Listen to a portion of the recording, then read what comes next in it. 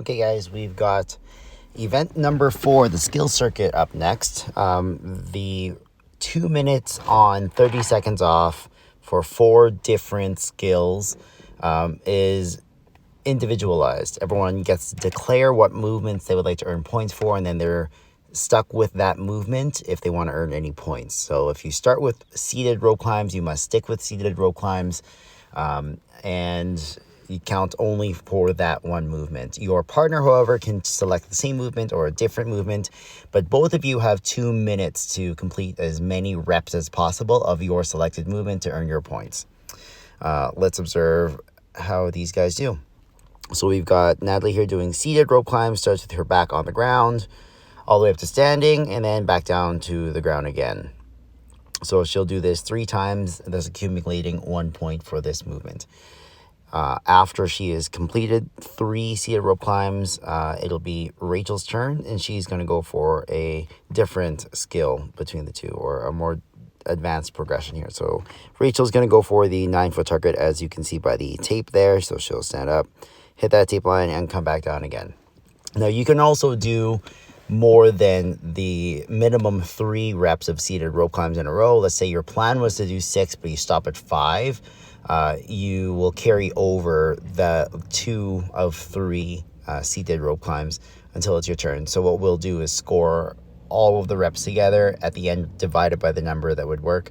So unfortunately, Rachel was not able to complete more than 1 9-foot rope climb, so she tags her partner out. Tagging is mandatory as well to ensure only one person is working at a time. And here we have Natalie again carrying on with her laying rope climbs or seated rope climbs here. So you'll also see that her shoulders are on the ground, but she also has her knees up, feet down. So you can start with your shoulders down and knees up.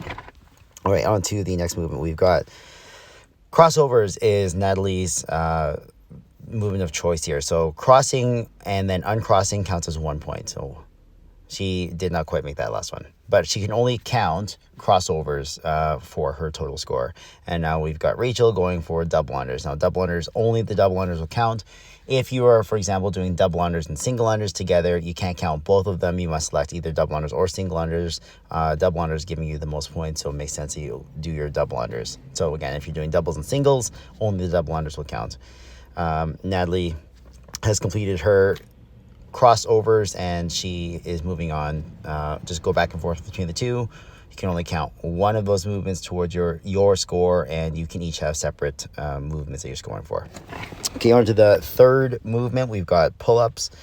Here we have Rachel doing jumping chin over bar pull-ups. She'll do 10 of these. Natalie will select her movement, so 10 jumping pull-ups counts as 1 point. Natalie's going to complete 5 chin over bar pull-ups unassisted, meaning she's not going to use a box or bands or anything like that. She'll just do kipping pull-ups, can be butterfly or kipping, whatever you guys want here, as long as you don't have assistance. After she's completed 5, she'll tag Rachel. Rachel will complete her set.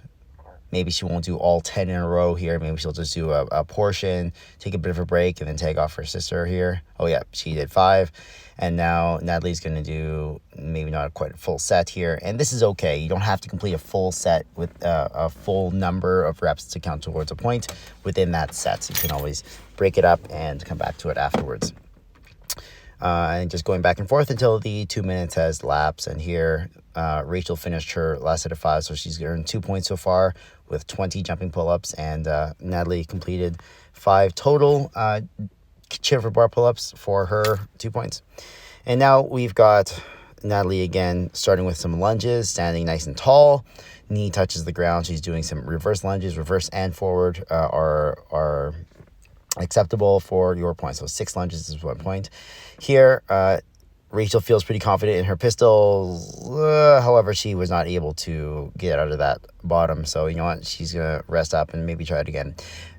Natalie's demonstrating the forward lunges now, which again counts. 6 lunges equals 1 point. She's completed 6 there.